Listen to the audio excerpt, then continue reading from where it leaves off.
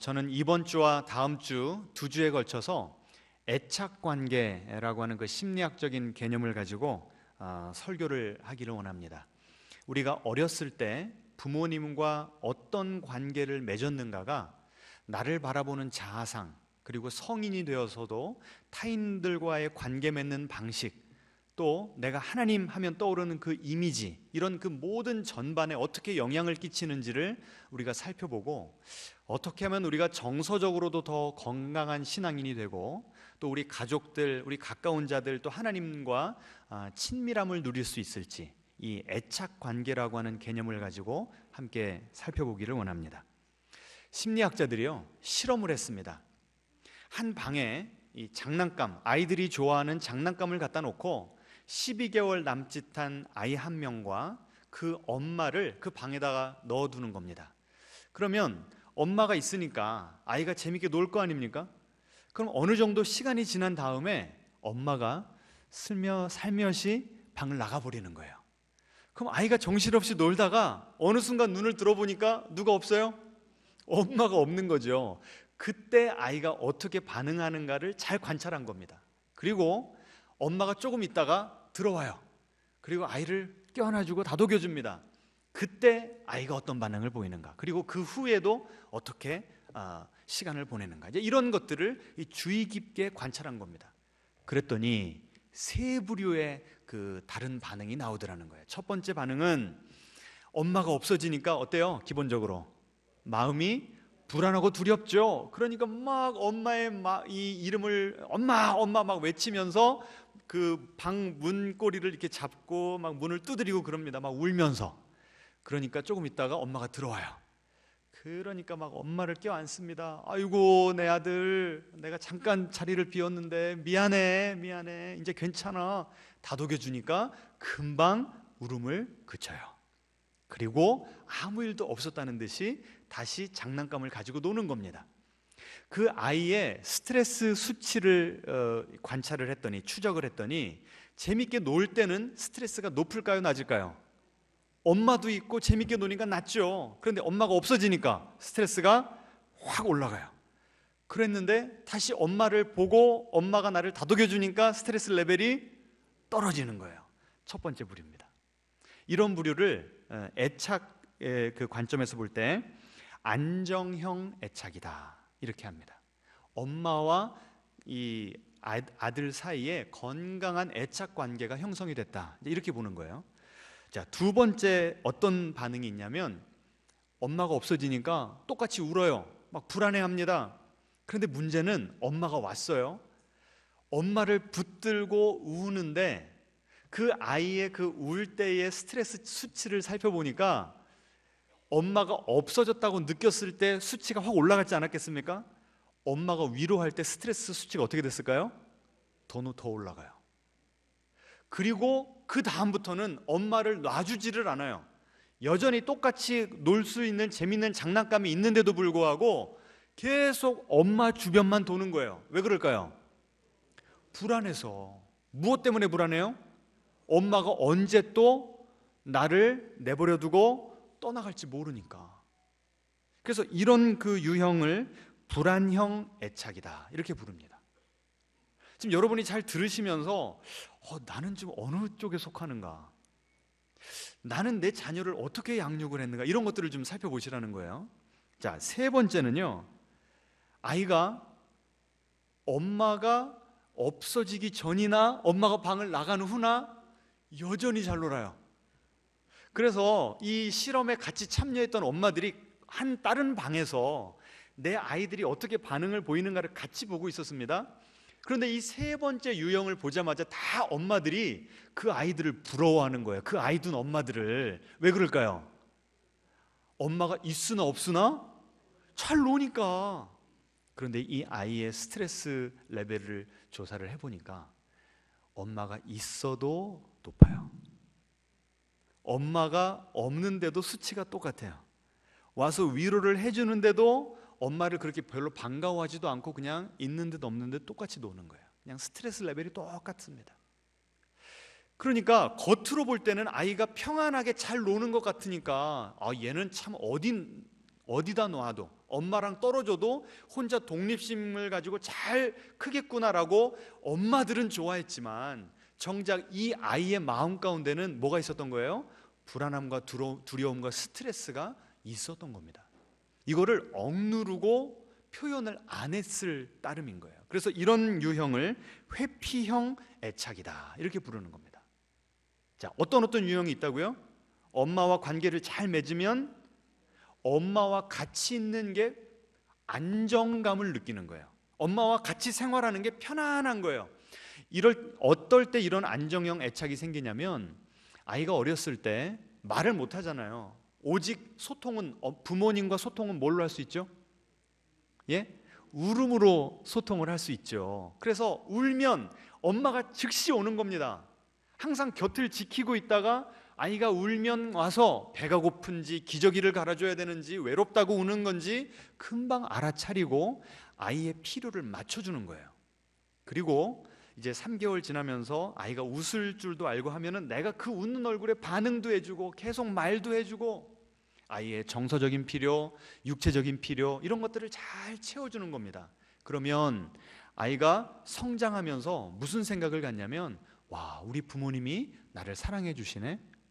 우리 부모님은 믿을 만한 분들이네. 그리고 이 부모님이 상징하는 게 내가 앞으로 살아갈 세상입니다. 이 세상은 살아갈 만한 세상이네. 앞으로 내가 만날 사람들도 나를 좋아해 줄 것이고 내가 믿을 만한 사람들일 거야 라고 하는 세상에 대한 긍정적인 이 태도를 갖게 된다는 거예요. 그리고 나 자신을 바라볼 때도 어떨까요? 내가 이렇게 필요가 있을 때마다 엄마가 와서 세심하게 챙겨주고 모든 필요를 채워주니까 나는 어떤 사람이다? 존귀한 사람이고 나는 사랑받기 합당한 사람이다. 건강한 자아상을 갖게 된다는 겁니다. 이런 어린 자녀들이 성장하면 어떨까요? 다른 타인을 누구를 만나도 자신감을 가지고 다가갑니다. 적극적으로 다가갑니다. 나와 안 맞는 사람도 이해할 수 있는 폭도 넓어지고요. 그리고 어렸을 때도 엄마가 나를 항상 믿어주고 내 옆에 있어주고 내가 아프고 다쳤을 때 내가 엄마를 필요로 했을 때도 얼른 울면서 달려오면 어떻게 해줘요? 안아주고 위로해 주니까 용기가 있는 겁니다. 이 험한 세상 나는 헤쳐나갈 힘이 있다. 자신감을 가지고 자기가 이 세상을 탐색을 하면서 돌아다니고 배울 수 있는 거예요. 그 어릴 때의 모습이 커서도 그대로 유지가 된다는 겁니다. 아시겠죠? 그래서 이 안정형의 이런 애착이 잘 형성이 되면 사회생활도 잘할 뿐더러 내가 살아가는 삶도 행복하게 살아갈 뿐더러 또 한 가지, 하나님을 믿을 때에도 하나님이 여러분을 사랑하십니다. 이렇게 교회 목사님들이 여러분에게 설교를 하면 아멘 하고 믿어지세요? 아니면 머리로는 알아지고 입술로는 아멘 하는데 속으로는 좀 거부감이 드세요? 안 믿어지세요? 잘 믿어지시면 어렸을 때 부모님과 애착 관계가 잘 형성된 겁니다. 그러니까 예수님을 믿어도 수월하게 믿게 되고 신앙 성장도 잘 빠르게 된다는 거예요. 자, 그런데 두 번째 부류는 어떤 부류였다고요? 위로를 해줘도 스트레스 레벨이 더 높아지는 어떤 형이라고 그랬죠? 불안형 애착. 이런 사람들은 항상 마음이 불안해요. 뭐 때문에 불안하다고 그랬죠? 내가 사랑하는, 내가 의지하는 내 부모님이 나를 떠나갈까 봐. 또 제가 여러 권의 책을 읽었는데 그 중에 한 케이스는 이런 케이스더라고요. 언니와 내가 자매죠. 자매인데 엄마가 누구만 사랑하냐면 언니만 사랑하는 거예요. 왜 그런가 봤더니 언니는 얼굴도 예뻐, 항상 전교 1등, 뭐 음악도 잘하니까 악기도 잘 다루고 칭찬은 언니가 다 독차지를 하는 겁니다. 그러니까 어렸을 때 항상 비교당하고 사랑받지 못하는 이 갈급함이 있었던 거예요. 그래서 이 자매는 뭘 어렸을 때부터 개발시켰냐면 눈치.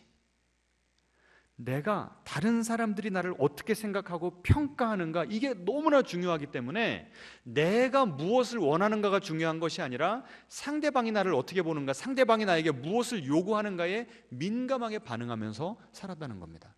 그리고 왜 이런 불안형 애착을 형성하게 됐냐면 워낙 언니가 출중하고 언니가 사랑을 독차지했었는데 언니가 유학을 갔대요. 그러니까 엄마가 이제는 사랑할 대상이 없어졌잖아요. 그러니까 그 관심을 이제는 누구에게 쏟았을까요? 그때서야 자기를 엄마가 사랑해 주더랍니다. 그러니까 너무 행복하더래요. 근데 문제는 언제 다시 시작됐을까요? 그 유학 간 언니가 다시 귀국을 한 거예요. 그러니까 나는 또다시 찬밥 신세가 되더라는 거예요. 그래서 이 불안형 애착 유형들은요, 항상 누가 나를 사랑해 줄까 갈구하고, 누구 한 사람이 나에게 관심을 보이고 인정을 해주면 그 사람을 확 붙잡고 어때요? 안아주는 거예요. 그래서 내가 항상 그 사람을 향한 내 마음 가운데 이런 질문이 있습니다. 당신도 나를 떠날 건가요? 나를 거부하지는 않겠죠? 항상 불안한 마음으로 집착하는, 이게 이 불안형 애착. 그래서 이 두 번째 유형은요, 사람들을 자꾸 내 편으로, 내 쪽으로 끌어당기려고 하는 그런 그 성향이 강합니다.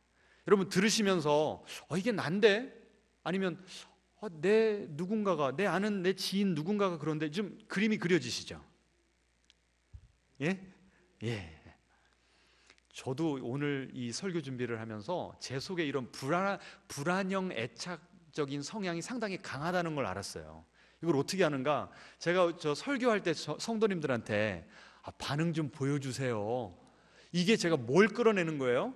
여러분이 제 설교를 잘 듣고 있고 제가 설교를 그래도 괜찮게 하고 있다는 걸 좀 인정해 주세요. 이걸 제가 계속 갈구를 하고 있더라고요. 좀 맞춰주세요. 자, 이런 분들이 예수님을 믿으면 예수님을 대강 믿을까요? 열심히 믿을까요? 열심히 믿죠. 누구의 사랑을 갈구하니까? 하나님의 사랑을 갈구하니까. 그래서 겉모습으로 보면 예배도 잘 참석하시고 기도도 열심히 하니까 저 사람 참 믿음 좋다 할 수 있어요. 근데 이분들의 마음에는 항상 뭐가 있다고요? 불안함, 거절당할 것 같은.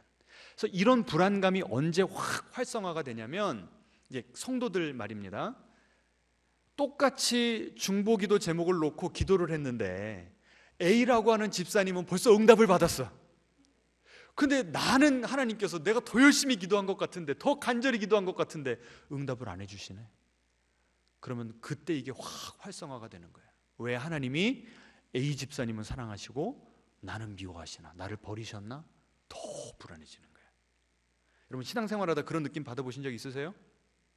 네, 그러면 여러분은 이 불안형 애착에 그런 요소가 있는 분들이에요. 한번 그런 식으로 좀 스스로를 가늠을 해보시라는 거죠. 자, 세 번째 부류는 어떤 부류라고요? 엄마가 있으나 없으나 그냥 혼자 잘 놀아. 어떨 때 이런 애착 관계가 형성이 되냐면, 어렸을 때부터 내가 막 울어요. 내가 뭐 필요해서 울어요. 그런데 엄마가 나를 보고 야, 너는 뭐 그렇게 요구하는 게 많냐? 네가 좀 스스로 좀 살아. 어우 귀찮아 죽겠네. 어렸을 때부터 나의 그 필요를, 내가 필요한 것들, 내 욕구를 철저하게 무시하는 그런 환경 가운데서 양육받으면 이런 성향이 개발이 된다는 거예요. 이 세상은 내 부모부터가 내 필요를 채워주지 않으니 이 세상은 믿을 만한 곳이에요, 아니에요? 여러분이 대답해 보세요. 믿을 만한 곳이 못 되는 거죠. 안전한 곳이에요, 위험한 곳이에요? 그럼 세상에 믿을 사람은 누구밖에 없어요. 부모도 못 믿겠으니 나 혼자 내가 믿어야, 나를 믿고 살아야 되는 거죠. 그래서 이 회피형 그 애착 관계에 있으면 다른 사람들과 같이 있는 게 불편하답니다. 항상 사람을 사귀어도 여기까지. 그래서 이 회피형 애착 유형인 분들은 다른 사람들에게 무슨 말을 많이 듣냐면, 야, 나는 도통 네 속을 모르겠다, 이런 말 들어보신 적 있으세요? 네, 그러면 여러분은 회피형 애착 유형일 가능성이 상당히 높아요. 그래서 내가 누구에게 선뜻 다가가기도 꺼려지고 누가 나한테 먼저 다가오는 것도 부담스러운 것이 이 회피형 유형입니다. 자, 이런 분들이 예수님을 믿으면 어떤 문제가 발생할까요? 아무리 예수님이 당신을 위해서 십자가에서 달려 돌아가셨습니다, 그렇게 죽기까지 사랑하셨습니다 하는데, 나는 그렇게 나한테 쳐들어오시는, 친밀하게 다가오시는 하나님이 부담스러운 거야. 그래서 하나님, 여기까지. 딱 하나님께 선을 긋는, 그래서 이런 분들이야말로 하나님과의 친밀함을 누리십시오, 이런 설교가 부담스러운 거예요. 자, 좀 가늠이 되세요? 네. 자, 이렇게 어렸을 때 0세부터 3세까지 부모님과 어떤 관계를 맺었는가가 우리 일생의 결정론은 아닙니다. 충분히 치유받고 변화될 수 있어요. 이때는 좀 아멘을 하세요. 네. 하지만 그 어렸을 때의 경험이, 나는 의식적으로 기억도 못해요. 하지만 그때의 경험이 무의식 저장소에 다 들어가 있고 내가 그때의 경험을 내 몸으로 기억한다는 거예요. 그래서 가까운 가족들, 연인들, 직장에서 중요한 사람들과 관계를 맺을 때는 내 무의식과 내 몸에 있었던 그 애착 패턴이 그대로 드러난다는 겁니다. 여러분, 그러니 이 애착 관계를 잘 아는 것이 중요합니까, 안 중요합니까? 인간관계에서도 중요하고 하나님과의 관계에서도 중요한 거예요. 자, 그러면 내가 안정형 애착관계를 맺지 못했다면, 내가 회피형이라든지 불안형이라고 한다면, 그럼 나는 어떻게 해야 되는가? 이제부터 제가 케이스 스터디 한 분을 좀 소개를 하려고 그래요. 여러분이 그렇게 잘 알고 계시는 정태기 교수님. 제가 지난 2년간 매 학기마다 매주 월요일마다 이분의 강의를 듣고 또 이런 이분의 책들을 읽으면서 제가 이분의 인생에 대해서 나름 그래도 쭉 좀 이렇게 연구를 좀 하고 관찰을 했습니다. 그런데 이번이 애착 관계라고 하는 관점에서 이분의 인생을 조명을 하니까요, 하나하나 이렇게 낱개로 떨어져 있었던 그분의 스토리가 쫙 구슬이 서말이라도 꿰어야 보석이라고 그랬잖아요. 이렇게 꿰어지는 그런 경험을 제가 했어요. 그래서 여러분에게 이 애착 관계가 얼마나 중요하고 또 이런 어그러진 애착관계, 건강하지 않은 애착관계도 하나님께서 어떻게 치유하실 수 있는가를 제가 좀 여러분에게 보여드리겠습니다. 그래서 여러분이 오늘 이 설교를 들으시면서 아유, 나는 불안형이네, 나는 회피형이네, 나는 아닌가 봐, 이렇게 오히려 의기소침하는 것이 아니라, 야, 저런 분도 하나님께서 저렇게 아름답게 치유하시고 변화시키실 수 있구나, 나에게도 뭐가 있어요? 나에게도 소망이 있구나, 이런 긍정적인 경험을 하시라고 제가 이런 케이스 스터디를 여러분과 나누도록 하겠습니다. 자, 아시다시피 이 정태기 박사님의 어머니는 어렸을 때 부모님이 다 돌아가셨어요. 집안은 아주 유복하고 명망이 있는 집안이었는데 부모님이 돌아가시니까 이 다른 친척들이 좀 데리고 있다가 일찍 시집을 보냈습니다. 그렇게 부모님을 여의고 마음 둘 데가 없었는데 좋은 신랑을 만난 거예요. 그래서 둘이 사랑을 했습니다. 마음이 잘 맞아서. 근데 문제는 뭔가 결혼을 했는데 애가 안 생기는 거예요. 그래서 남편은 여전히 나를 아끼지만 그 시댁에서 나를 친정으로 쫓아보낸 겁니다. 그래서 벌써 부모님과 사별을 했고 남편과도 생이별을 하는 엄청난 아픔을 겪게 됐어요. 그런데 이 친정에서도 야, 너 여기 오래 있으면 안 돼. 그래서 또 시집을 보내버렸는데 누구에게 갔는가? 정태기 박사님 아버지에게 이제 시집을 간 겁니다. 두 번째 재혼을. 그런데 정태기 박사님 아버지는 또 어떤 분이셨는가? 결혼을 했는데, 너무나 사랑하는 아내와 결혼을 했는데 그 아내가 그 당시 많이 그랬잖아요. 아기를 낳다가 세상을 뜬 겁니다. 그러니까 그렇게 상처가 큰 어머니 아버지가 만나서 결혼을 했으니 얼마나 결혼 생활이 삐걱거리고 힘들었겠습니까? 그래서 이 어머니가요, 아버지랑 그렇게 안 맞아. 그런데 애가 덜컥 들어선 겁니다. 그러니 내 지금까지의 외로움, 마음 둘 데 없었던 것을 다 누구에게 쏟았을까요? 아들에게 쏟았던 거죠. 그러니 이 아버지도 사랑을 갈구하는데도 아내가 자식만 바라보고 있으니까 결국은 어디로 그 사랑을 쏟았을까요? 새파랗게 젊은 처녀를 데리고 와서 두 집 살림을 하게 된 거예요. 그래서 이 어머니가, 이 아버지는 그래서 두 집 살림을 하니까 1년에 반은 이 정태기 박사님 집에, 반은 새파랗게 젊은 그 새엄마 집에 그렇게 왔다 갔다를 한 겁니다.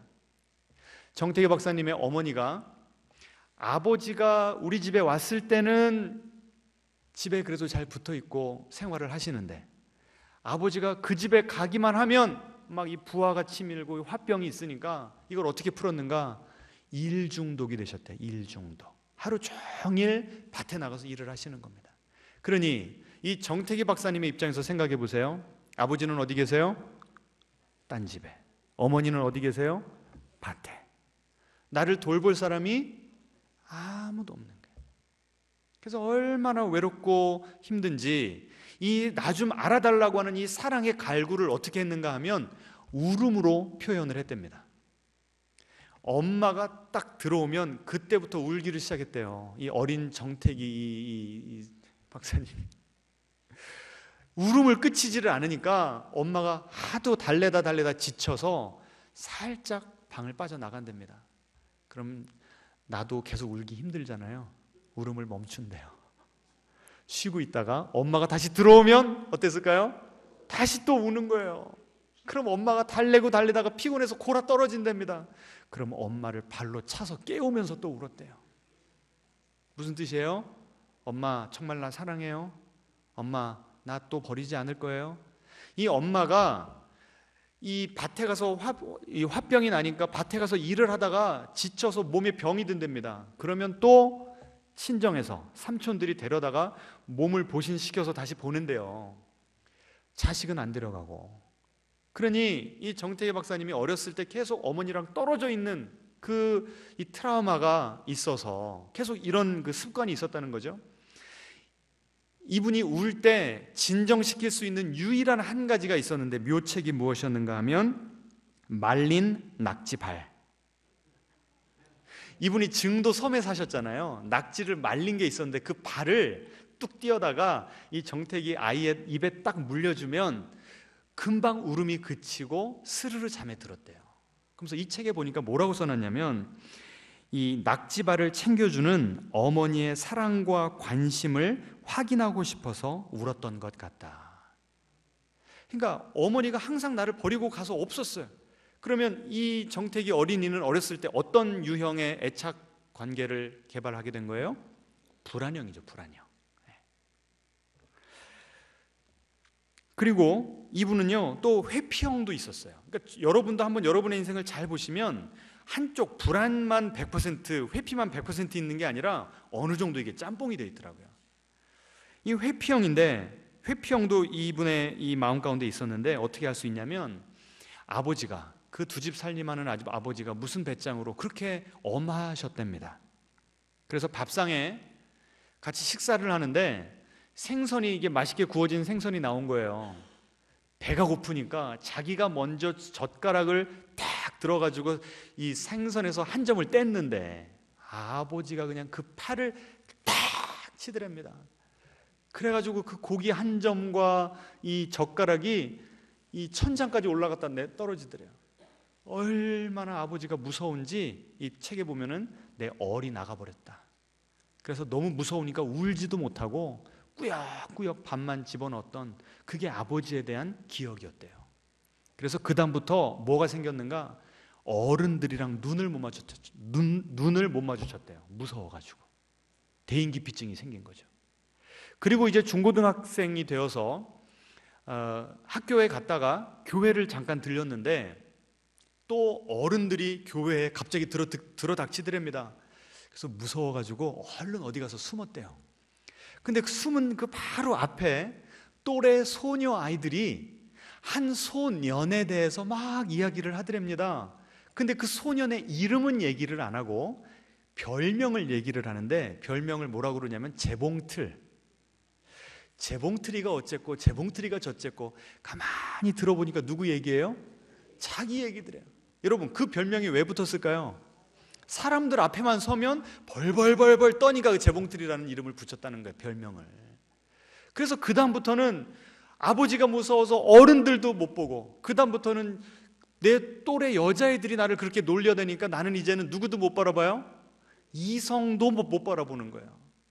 게다가 신학대학교를 갔는데 거기서 또 한 클래스에서 설교를 하는데 교수님들 다 모아놓고 동기생들 다 같이 앉아있는 데서 설교를 했답니다.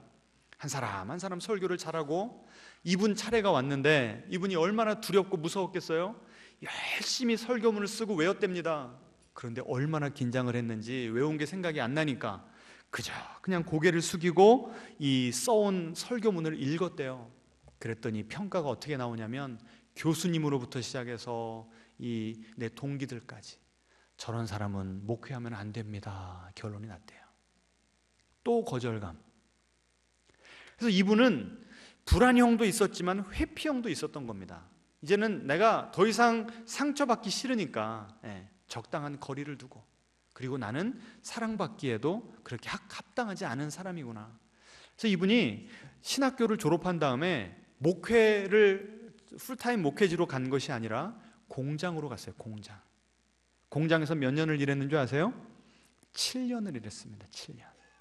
자, 여러분, 지금까지 제가 이 정태기 박사님의 백그라운드를 쭉 설명을 드렸는데, 이런 건강하지 못한 애착 유형을 가지고 있는 사람이 제대로 된 인생을 살 수 있다고 여러분 믿으세요? 행복한 삶 살 수 있을 것 같아요? 아니죠. 근데 이분은 행복하게 살고 계신데요. 이분이 치유받아서 다른 많은 분들을 상처 입은 치유자가 되어서 치유하고 계신데요. 그럼 어떻게 그 치유가 가능했을까요? 오늘 시간이 없어서 길게 나누지는 못하겠습니다만 크게 두 가지로 정리를 해드릴게요. 첫 번째는 부모님의 사랑을 뒤늦게나마 확인하게 된 겁니다. 뭘 확인하게 됐다고요? 나는 지금까지 부모님이 나를 사랑하지 않은 줄 알았어요. 왜요? 아버지는 무섭고 어머니는 내가 필요로 할 때 계시지 않았으니까. 그런데 이분이 미국 와서 치유센터에 가서 잔잔한 음악을 틀어놓고 이제 어두컴컴한 방에서 다들 누우라고 그러더랍니다. 그러면서 부모님에 대한 추억들을 한번 떠올려 보십시오. 이런 과제를 내주더래요. 근데 그때 딱 떠오르는 이미지 하나가 있었대요. 지금까지 까맣게 잊어버리고 있었던.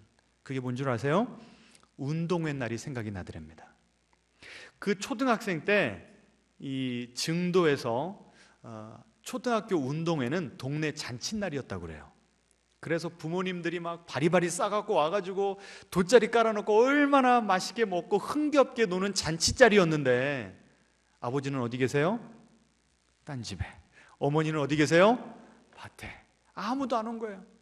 그래서 형이랑 자기랑 점심시간이 되어서 야, 우리 집에 가서 찬물에 밥이나 말아 먹고 오자. 그리고 터벅터벅 운동장을 걸어가고 있었대요. 그런데 한 동네 사람들이니까 다 사정을 알잖아요. 여기서 태기야 밥 먹고 가라. 저기서 밥 먹고 가라. 그 소리가 더 듣기 싫더랍니다. 더 자존심 상하고 상처가 되고 화가 나가지고 둘이 씩씩대면서 이 운동장을 가로질러 이제 집으로 가고 있는 거예요. 그런데 저 멀리에서 한 남성이 보입니다. 보니까 아버지예요. 까만 비닐봉지에 뭐 하나를 들고 오시더래요. 야, 오늘 운동회라서 사왔다. 그리고 주시고 가시더랍니다. 그 까만 봉지를 열어보니까 뭐가 들었어요? 참외가 들었어요. 참외 5개. 그런데 이게 왜 놀라운 거냐면 그 당시 증도에서는 참외를 살 수가 없었대요. 너무나 외딴 이 섬이라 그 과일 장수들이 거기까지 공급을 못 해가지고 그 참외를 사려면 목포에 나오든지 더 큰 섬에 가서 참외를 사서 그 갯벌을 다 건너서 그 전해줄 수가 있었다는 겁니다. 그래서 그 당시에는 뭣도 모르고 그냥 아버지가 주니까 형 3개, 나 2개, 그래서 참외를 먹었대요. 그런데 수십 년이 지나서 그 미국의 한 치유센터에서 명상을 하면서 부모님에 대한 추억을 떠올리라니까 하나님께서 그 추억을 딱 떠올리게 해주신 거예요. 지금까지 나는 아버지를 어떤 분으로만 알고 있었어요? 무서운 아버지, 우리 엄마와 나를 버리고 떠난 아버지. 그런데 그 참회 하나가 뭘 상기시켜줬어요? 아버지의 속마음은 그게 아니었구나. 아버지가 그래도 나랑 내 형을 생각해서, 나와 내 형을 사랑해서 이 귀한 것을 그렇게 힘들게 구해다 주셨구나. 이게 깨달아지면서 마음이 많이 치유가 됐노라고 그렇게 고백을 하고 계십니다. 여러분, 한번 여러분도 아까 조금 있다가 이제 우리 기도할 때 좀 기회를 드릴게요. 여러분은 어머니, 아버지 하면 떠오르는 어떤 이미지들이 있습니까? 제가 감히 기도하고 바라건대 오늘 상처받은 기억만 말고 지금까지 나에게 익숙했던, 어머니 아버지가 나에게 주지 못했던, 내가 그렇게 바랬는데 나에게 주지 못했던 그런 안타까운 모습, 어머니 아버지에게 상처받은 모습만 생각하지 마시고 정태기 박사님에게 주셨던 그 은혜, 내가 저 기억 밑에 감추어놓고 묻어놓고 있었던 부모님에 대한 좋은 기억, 부모님이 나를 사랑하셨다는 그 확신, 이런 좋은 기억이 떠오르게 되시기를 주님의 이름으로 축원합니다. 자, 이렇게 부모님에 대한 오해가 풀리고 부모님과의 그 관계가 나이 들어서라도 재정립되면서 이분의 마음이 치유되고 건강해지기 시작했습니다. 자, 그런데요, 궁극적인 치유는 누구와의 관계가 재설정돼야 될까요? 하나님과의 관계.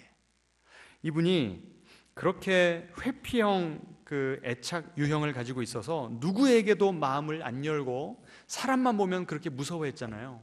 그런데 이분이 대학생 때 예쁜 자매가 이 정태기 박사님을 좋게 본 겁니다.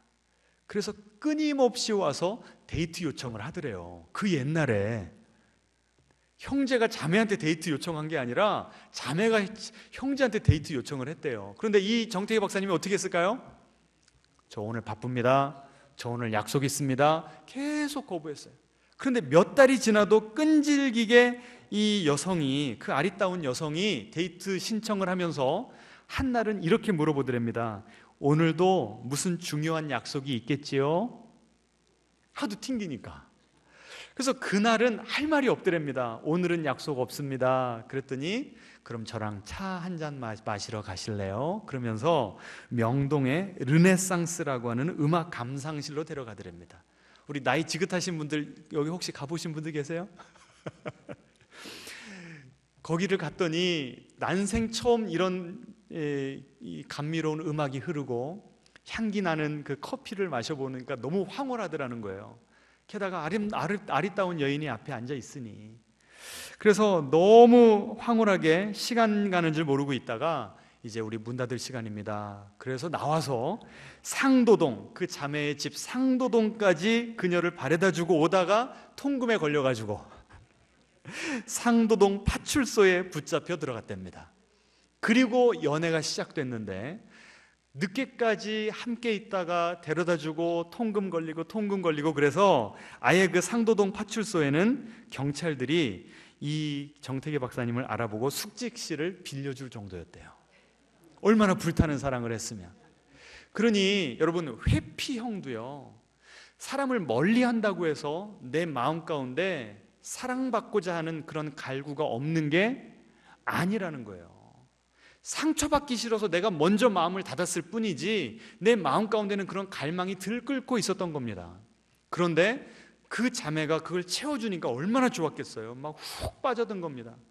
그런데 영원할 것만 같았던 그녀와의 꿈 같은 시간은 그리 오래 가지 못했습니다. 방학으로 고향에 잠깐 내려가 있는 동안에 그녀가 결혼을 하여 미국으로 떠나버렸던 것입니다. 사귄 지 8개월 만이었습니다. 이유도 모른 채 갑작스레 처절히 버림을 당한 나의 분노와 슬픔은 이루 형용할 수 없는 것이었습니다. 이 아픔 또 겪기 싫어서 사람들과 거리를 두고 있었던 건데 그렇게 힘들게 마음을 열었건만 또다시 거절당하고 버림받는 그 상처를 받은 거예요. 내 가장 아픈 그 아픔이 막 이 휘저어지는 그런 고통을 경험하게 되는 것이었습니다. 그래서 서서히 죽어가고 있는 가운데 어느 날은 그녀와 함께 종종 찾아가던 삼각산에 올라 멍하니 흘러가는 구름을 바라보았습니다. 전에는 그 사람과 같이 손을 잡고 가던 그 산이었건만 이제는 혼자가 되어서 세상이 온통 나를 버리고 나를 향해 조소하는 것만 같았습니다. 뼛속까지 느껴지는 외로움, 절망감, 배신감에 몸부림을 치고 있을 때 불현듯 우레 같은 소리가 내 귓전을 때렸습니다. 사람은 너를 버려도 나는 절대로 버리지 않는다. 여러분, 이 우레와 같은 소리가 누구의 음성이었을까요? 하나님의 음성을 들은 거예요. 여러분, 이런 놀라운 일이 가능합니다. 분명 주님의 음성이었습니다. 순간 가슴 깊숙한 곳으로부터 뜨거운 통곡이 터져 나왔습니다. 아, 주님이 곁에서 내 아픔을 지켜보고 계셨군요. 그 자매가 나에게 잊을 수 없는, 지울 수 없는 상처를 주고 떠나갈 때 나는 이 세상에 나 혼자 남겨져 있다고 생각했는데 그 음성을 듣고 보니까 누가 나와 함께 하셨어요? 주님이 나와 함께 하셨다는 거예요. 주께서 제 아픔을 알고 계신 줄 저는 몰랐습니다. 그때부터 막 통곡이 터지면서 주님 앞에서 한참을 울고 났더니 내 마음이 새로워지더랍니다. 오히려 그 아픔을 통해서 내가 주님을 만났기 때문에 주님을 내 제대로 된 완벽한, 이 세상의 부모가 채워주지 못한 그 사랑을 채워준 완벽한 부모로 경험할 수 있게 해주었기 때문에 나는 그 자매에게 감사합니다. 이렇게 써놨어요. 여러분, 이 정도 되면 상처 치유받은 거 아니에요? 진정한 아버지, 진정한 어머니 되신 그 하나님으로부터 사랑을 받고 위로를 받고, 야, 이제 내가 정말 주님은 믿을 수 있겠구나. 이 세상에서 어떤 슬픔과 아픔, 또다시 상처를 받고 거절감의 그 고통을 당하더라도 이제 나는 뛰어 달려갈 하나님의 품이 있구나, 내가 깨닫게 되면서 상처가 치유된 겁니다. 그래서 이것을 심리학 용어로요, 획득된 안정형 애착이다, 이렇게 부릅니다. 안정형 애착. 내가 어렸을 때는 부모님에게 그걸 제대로 보살핌을 받지 못해서 안정형 애착이 제대로 형성되지 못했다고요. 하지만 성인이 되어서 이제 부모님을 이해하고 용서하고 부모님의 사랑을 경험하고, 그리고 궁극적으로는 누구의 사랑을 경험했어요? 하나님의 사랑을 경험하다 보니까 다시 불안형, 회피형 애착이 획득된, 다시 성인이 되어서 제대로 된 애착 대상을 만남으로 내가 안정형 애착으로 다시 진화하게 되는, 변화하게 되는 그런 은혜를 겪었노라, 이렇게 간증을 하고 계십니다. 여러분, 이 은혜가 정태기 박사님 한 분에게만 주님이 주시는 은혜일까요? 우리 모두에게 주시는 은혜일까요? 예, 오늘 이 주님 만나고 돌아가시기를 주님의 이름으로 축원합니다. 찬양하겠습니다.